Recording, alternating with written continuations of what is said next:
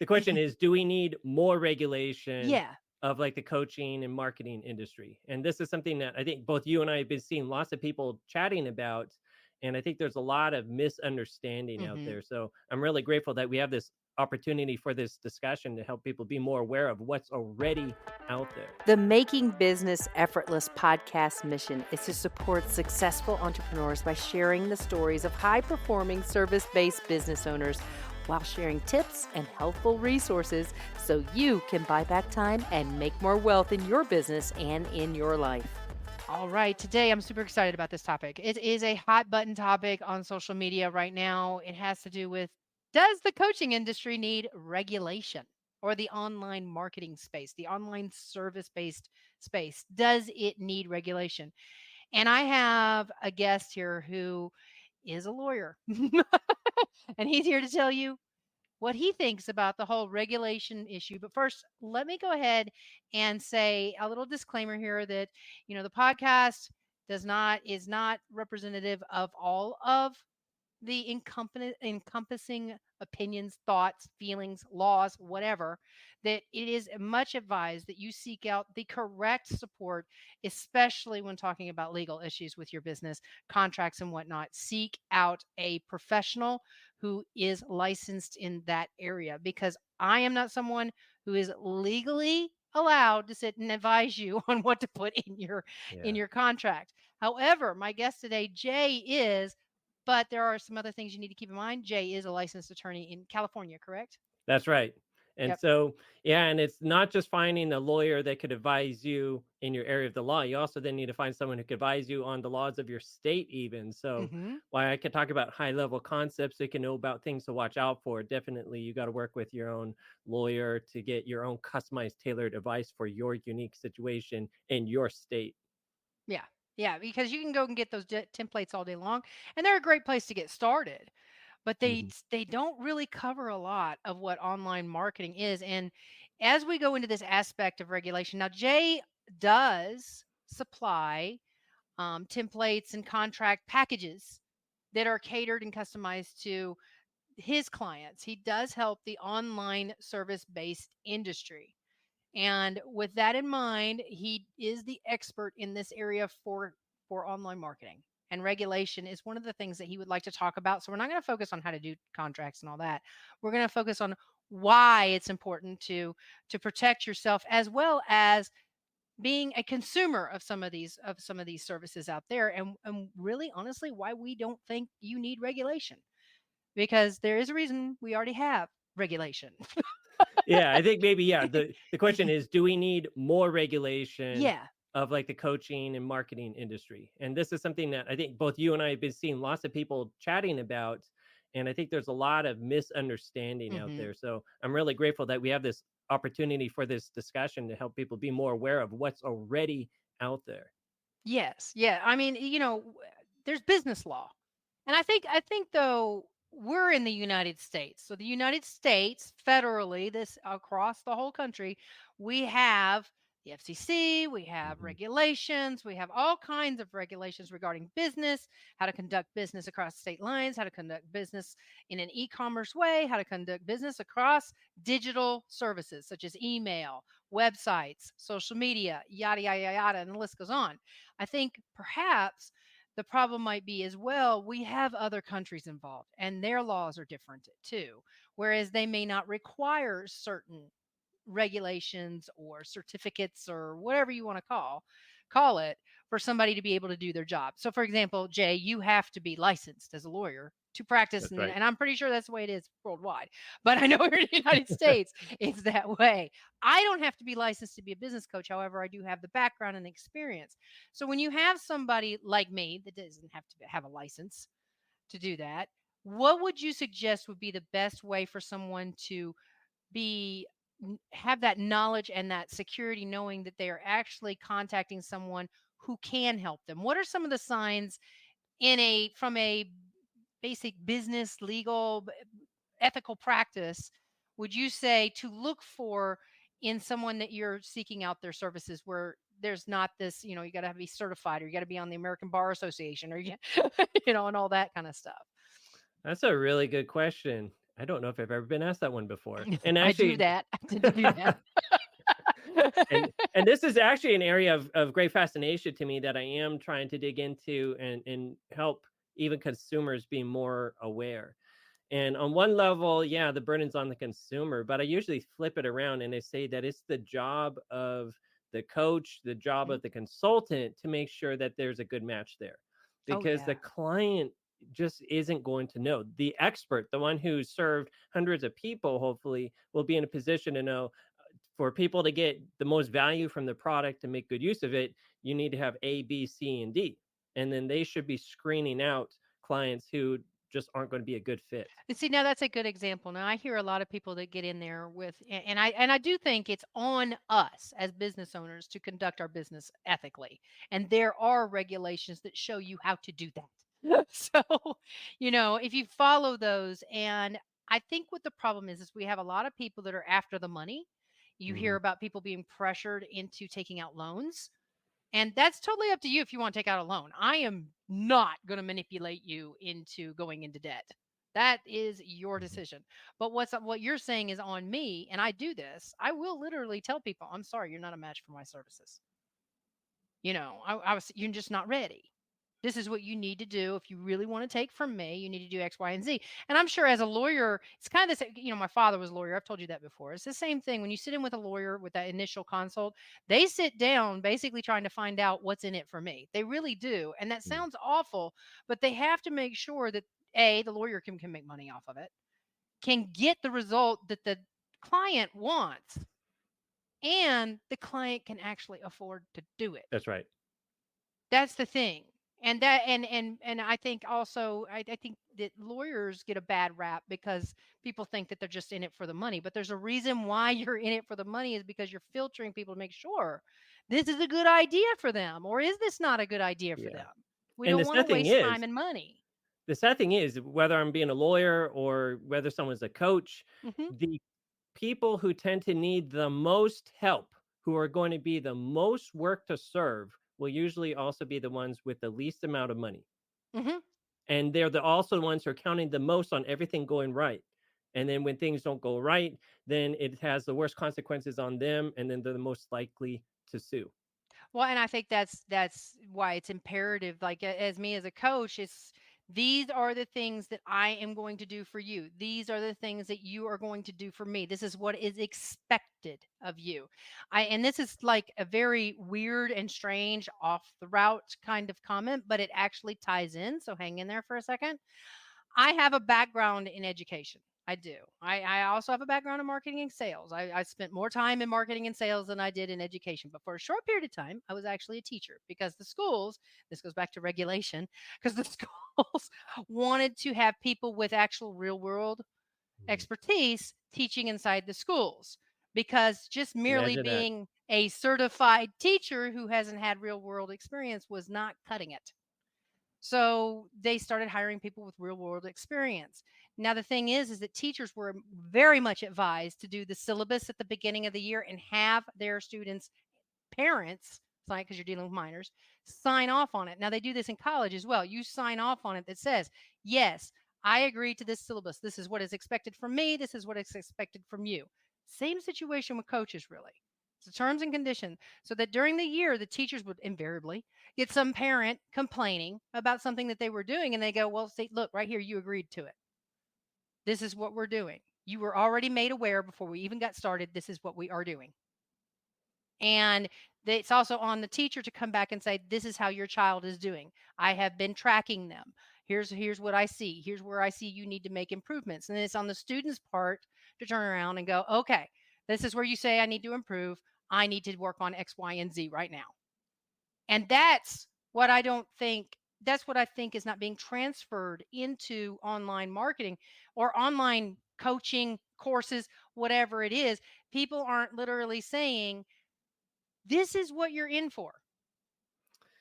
Yes and no. So part of it is you can have a 20-page contract that Mhm. spells it out all out just like a syllabus. And I encourage everybody to do that, by the way. You have it all there, Well, and but in you some just instances, also you have to really can't have assume. all of it there because, you're dealing with a client. It depends on where they go. But yeah, I get what you're saying. Have a basic, this is what you're in for. Yeah, you so spell it out, but you also just have to assume that they're not going to take in and understand what's there. And they're Right. always going to Yeah. come back and say, "Well, I had no idea that was there. I And didn't that's why you have understand this what that piece of meant." paper that says here, here's as I told you at the beginning. It's not being mean. It's just reassuring them, yes, I am doing my job. We didn't go down some weird path that I'm taking you on and not doing my end of the Mhm. deal. Right. So I think that I think it has to do with clear communication. And that's what's critical. So, and this is where to help everybody understand it, do as you say and say as you do. Hmm. In other words, your marketing, your promotional materials, what you're putting out there into the world needs to match what you put in your contract, and it needs to match what you actually do in your program or your Hmm. service. So the whole time, the expectations you are creating and setting are actually going to be expectations you will later meet. Right. Right. Exactly. I think there's too much marketing on the outcome, which honestly, 10K Mhm. months, 20K months, whatever they're doing out there, reach 7 figures, 6 figures, you know the deal in 90 days or whatever. They're just focusing on really what the end result is based off of that 90-day process. And there's never really I look at tons of profiles and marketing and I'm like half the time going, what the hell do you do? You're saying a lot of pretty words and it sounds really inspirational, but as a business strategist, I'm going, I still don't understand what it is you do. I get Double it. the You're a health clients and you're going to get. fitness person, but for who and how? That's what I'm seeing. And I think that do you think that could be why everybody's like we need more regulation? I think the bigger issue is it's almost worse where I see coaches who Mhm. and you use the word outcome, and this is where the problem begins, is they promise a particular outcome. You will make, $100,000 in 3 months. Yeah. And then they throw in a guarantee, and I guarantee you'll get your money back if you don't That's get a dangerous that guarantee. 100,000 within the 3 months. Yeah, it's very dangerous. I That's a don't recommend dangerous anybody do guarantee. that. And what's fascinating is it seems like almost all these coaches who have these money back guarantees and promise specific outcomes are the ones who don't deliver on these promises because it's impossible to deliver on it. It is. It is. And here and I was talking, I think it was either your wife, Wendy, or somebody else. But because we talk about, I mean, obviously regulation is a topic that comes up. I talk about it all the time with people. Um, I just think it's more about I don't do a guarantee. And the reason why I don't do a guarantee is because I can't promise you'll do your work. Exactly. I cannot make that promise. And I'm not a magic genie. Not, I And can I can do all kinds of seances and it's still not gonna happen. and the person who is going to most be enticed by and count on that promise is probably going to be a person who's not in a place in their business to Hmm. actually be able to grow that quickly and get that quick of an outcome. Well, I remember I was by the way, Jay is not my lawyer. Okay. I just want to go out and say that. Not that I wouldn't be willing, but he's in a completely different state than I am too. But one of the things I was talking with my lawyer, and he said something to me that was very interesting. He said, a lot of clients come in here thinking they're going to get zillions of dollars if we do this, right? And he said, I cannot promise that because there's too many factors involved and too many people who have to make that decision. Hmm. And he said I have to say this, and I was like he has to say that because apparently he's had clients that think, oh, I'm going to make millions, and then that doesn't happen, and they're very upset. And the thing is that business is simple, but the act of doing business is hard. And you have to put in the work. You absolutely have to. Hmm. And we have a lot of clients, or well, not clients, but a lot of people out there saying, I don't have time. I don't have the money. I don't have this, that, and the other. I can just get it off of YouTube and watch every video off the face of the planet. These are people that are not willing to, well, they're either not willing or cannot at the time.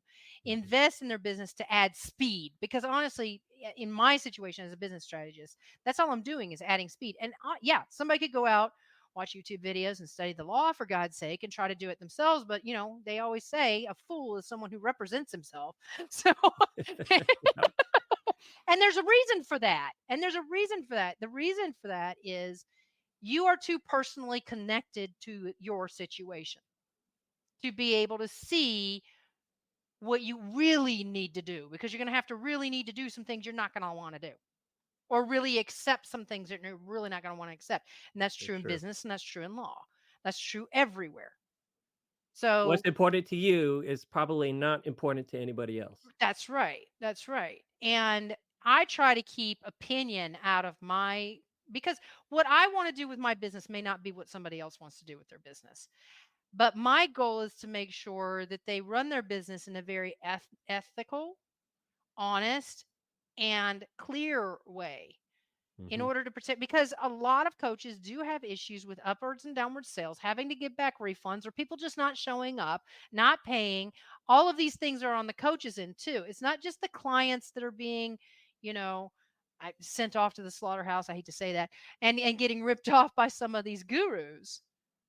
It's more about clear and concise communication. I'm just not seeing a lot of that. When I do see it, I get all kind of giddy. But I'm just not seeing that out there. And I think Yeah, I that's think where scales we've got this clash going on. I think salespeople are scared to be honest, and they want to hide the negative, so they only tell all the positive, and they only share best case scenarios. And they might parade these testimonials of someone who maybe their business was really advanced. They came in, did what they did, maybe got those results for that client, but they're not the typical person. They're not the Mhm. typical client of like someone who's just starting off trying to figure out themselves for the first time, running ads, things like that. You're not going to get the same outcome. And Right. And this that's is that's where I see a context is lot of, important. yeah, that's where I see a lot of problems is you've got people selling the paid ads aspect. Nobody should be doing paid ads unless they honestly know their marketing and sales and the way that their Mhm. business runs. You should not be throwing money at something that doesn't exist yet. I've seen so many people, and it even happened to me, where yeah, burn through tens of thousands of dollars real quick just to find out, yeah, you weren't ready yet to run ads. And Yeah. again, my clients keep happening to them. We're like, we always rush now. Tell them early on, don't do ads without talking to them. Please, 'Cause for the love of God. yeah, so everybody, this is really important advice we're giving you right now. And this is the thing. There's so many people who are out there trying to, we call it shiny object syndrome, right? Oh Where yeah, they're yeah. advertising this, advertising that to get quick benefits, to get quick returns. And it's not that these things are necessarily wrong. Again, with the right business, they might be able to get that particular results. But for starting businesses or businesses that are still early in figuring out who their client is, how to really connect with that client, what's the product to get to that client, you're not in position to grow quickly. And in fact, most people have to grow inwardly more than their business needs to grow. Mhm. Mhm. Mhm. Yeah, mindset is a big, because Yeah. like we said earlier, business is simple. There's these steps that you can take, but it's more than just checking off a checklist. Yes, we have like this list of things that you should do in order to build a business, and there is a tried and true system that always works. It should be the foundation of your marketing. You can add on top of it, websites, funnels, paid ads, blah blah blah, but there is this foundation that a lot of people are skipping over in order to Mhm. get to the result they Yes. want faster. That I think that gets to the crux of the issue. So if someone is promising a super shortcut, that should be a red flag. If it sounds Mhm. too good to be true, and you're having to avoid lots of effort on your part, odds are then yeah, again that should be a red flag that this person is probably selling you something that you're not ready for, Oh, yeah. Well, and the other and thing and don't is trust them. too, when you see the 90 days claim or in 6 Yeah. weeks or 4 Yes. weeks, that coach should have been able to get those results in 4 weeks, but also be mindful, especially when it has the business growth. There is a specific thing that they can teach you in that framework of time that will get you clients. They know it's the fastest Mhm. way from working with other clients. It's a very basic foundation, But if you want to continue to grow and scale your business where you want it to go, you're going to have to build on the foundation. And that's where you get into Mhm. websites and paid ads and funnels and all the fancy, fancy stuff. And the reason why that I can't stand it when I see coaches go, let's build a website. That's your answer to everything. Or the other one is, let's But make usually a coaches course. don't rush that one, I have to say. Usually it's the Well, they client quit. to first thing, "Oh, I wanna have a website." Well, who's your client? I don't know. Who are you Yeah, targeting? that's true. Well, I think it's Yeah, because of so much noise out there too. yeah. Is that they're led to believe that this is the answer, that's the answer. So they're pulled left and right. These are the clients, the potential clients. And what a lot of potential clients don't really recognize that they actually need is like a business strategist, somebody who can say to you, well, before you do paid ads, you need to do X, Y, and Z. Before you hire that web designer, you need to do X, Y, and Z. Yes, Before you hire the web designer, before you hire the funnel king, before you hire the email marketer, before you hire the copywriter, you yes. need to talk to a business strategist. And a lot of people don't know that. And I think if they would realize that, the business strategist sits down and looks and says, can literally tell you, okay, well, before you hire a VA, let's discover what it is you're doing first and do it manually so that you can discover where you can automate it and it fits you, not Yes. somebody else's plan, because somebody else's strategy that they're selling out there that they found worked for them. It may not work for you. And that's why I keep opinion out of That's been the story of my life, especially with the legal. It's so unique. A it. lot of the normal rules, and this is normal way to do it, don't work for us. And so, yeah, you need to pioneer your own niche, your own business, develop your own voice, your own language. Then you can offset it to other people. Yeah, you're oh, so much good advice here for people who are just starting. Seriously, this if they listen to what we're talking about here, it might end up saving people tens of Well, thousands that's of my dollars. Not goal. making a Is guarantee, you'll never know, but we've just seen people make tens of thousands of dollars of mistakes Mhm. by not I following talked these to rules. somebody the other day who's $50,000 in debt Wow. from buying course after course after course. And I'm just like, why? And there's a red flag there too for me. I don't know this person, you know, a Yeah. great deal. It could be that they're not following through and they just like to buy courses. You get clients like that too. They just like to buy stuff. I find I find that very common. Especially in the health coaching space, coaches who get certification after certification after certification after certification, thinking the information is going to be the solution. Mm-mm, And it's not. Information is never is. helpful. That's a small part of the process, but application and execution is what's critical. And so many people talk about this concept of, oh, I have a great idea. Well, again, like great ideas are near worthless without execution. Exactly. Exactly. I mean, I'm a longtime horseback rider, trainer, all kinds of. I've competed professionally, trained horses, all that kind of stuff. And I look at it this way: when I was a beginner rider, it made sense for me to go out and get lessons. Right? Don't know anything about horses. Go find a coach, learn how to ride the horses. It's hard as hell to get 1,000-pound animal to turn right. Just like it's hard as hell to sell your first 3 clients, right? So you have to put in the work. But as you go up as a horseback rider or as a business, I'm making an analogy here, people, so stick with me. So as you go up in horseback riding, though, you never drop the coach, because the coach can say, okay, now that we're in this situation, the horse is acting like X, Y, and Z.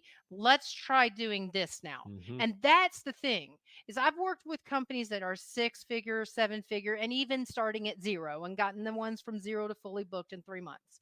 All that happy horse shit. The thing is there was a lot of me going, you have got to track your stuff. You need to do X, Y, and Z. Why are you not? You need to ask yourself, what scares me about building this business, because for some reason you're stuck here and I have to get them over that hump to get them back into Hmm. momentum, because that's my job. As well as to guide them, because invariably right around the third week I just saw this thing. Should I try XY? Should I try this? Should I try that? Maybe a website. Maybe I should do that. Stop it. Oh, that's the hardest is when they say, yeah, you need to help me now with this thing. Is that really what we should be focusing on right now? Yeah, coaches are Do you that have really the is an money for important that? role. It can't be understated the importance of a coach helping people focus their intention on the right things where they need to be working at that moment. So I think what this boils down to, if you are a consumer looking for a coach, you need to know the right questions to ask or the right Yes. things to look for. Pay attention to whether or not that client is listening to you, actually listening to you versus Hmm. pitching, oh, my strategy will help you do X, Y, and Z. Actually listening to you and your situation in your business. It's just every service-based industry I've come across, like I've got one that it's not a client of mine, it's one that I've observed that they do the bare minimum legally, bare minimum, and advertise top notch. And you're going, I was in a coaching program like that. That's how I started off. you're like, wait, what? Yeah. I hear about people not having any access to the coach, Yeah, things that's like how I that. started off. Yeah. And you will have access to me. That's just the way it is. It should be that way. It cannot be, here's a digital course, good luck with that. I mean, that's just the way I feel. Other people may feel differently, right? But that's the other thing is people get caught up in building a digital course without actually serving clients before they do it. Yeah, let me guess what my clients want and what they need, Yeah. and yeah, And then they spend months trying to build that and then wonder why it doesn't sell or why they have pissed yeah. off clients. And it all boils down to talking to your clients and what Mhm. they want. And then you have to make the decision as the expert as to whether or not that's what they need. That's what you have to do. And you have to be able to say, just like a good doctor, good lawyer, or anybody in a service based business will say, I'm sorry, but I don't feel like that's for you. Or, yes, we Mhm. can most certainly do that. Here's how. But you're going to have to do this. And you're going to have to be aware of that. If they're not talking to you in that way and using facts, run. If all they're doing is pushing you to buy, run. Because I Yeah, won't push yeah. you to buy. There's no need to. I know what I'm doing. I know I can get you the results. All I have to do is make sure that I support you regardless of whether you're paying me or not. I mean, if you're in there with a on a free consult, I'm going to support you. And I think don't lawyers aren't they legally bound to do certain things in some of those consults or you know what I'm talking about, like work Uh, product and stuff like that. uh, that's a complex issue. To what degree is a consulting person a client? But most attorneys will just assume and treat them like they are a full blown client and treat what they say as confidential. And a lot of lawyers try to give a lot of value, even if they can't help someone. They'll try to still give some value and help them out. So it's always worth trying to reach out to a lawyer and get feedback and input. Oh yeah. Yeah. I mean, I've had a nightmare client, had to contact the lawyer and my contract, he was like, your contract's solid. Tell him to go pound sand. You know, and I hate to say that, but when it's two-sided. You got to do what's right as long as you're doing what's right on your end. As long as you understand where you both are in the journey and what to expect, and you do your part and your coach does their part, Mhm. things should go like they should. Does that mean you're going to make millions? No. It just means that that person should be there supporting you in your business. And I like what you said there because what you're talking about is very much emphasizing the relationship. And that's what I tell my clients is that when you're coaching, really you're offering a relationship, and that's where most of the value should be. Mhm. Don't be promising outcomes, be promising relationship. Promise you'll be there for them when they need you. Yeah, it's I always call it what are you paying for? Everybody has the right to know what they're paying for. And I've had people get upset with me for saying because money is involved. They're like, "Oh my god. Oh, you can't believe you said that. That's so harsh." No, it's not. Money is involved. Respect is offered by the mere fact that thousands of dollars are on the table. Mhm. So quit screwing around with people and wasting people's time and come to the table with something to offer. Be serious about it because money is involved. Yes. Period. So, Jay, I would love to have you on again sometime. I also have a roundtable with business coaches and digital marketers. You and your wife are welcome to attend. I'm going to start doing that on a regular basis. Just a bunch of us getting on there, just talking smack. So, Group I'm, therapy. I'm smarter than you kind of conversation. How do we deal with the idiots? No, no, I love my clients, but let's face it, there are nightmare coaches and there are nightmare clients. And that Yep. is what this podcast is about, is to help you with more knowledge, but also to keep you moving forward with that confidence and security. So if you need support, Jay's information is in the show notes. Please check that out. You'll have a link to contact him with and an email.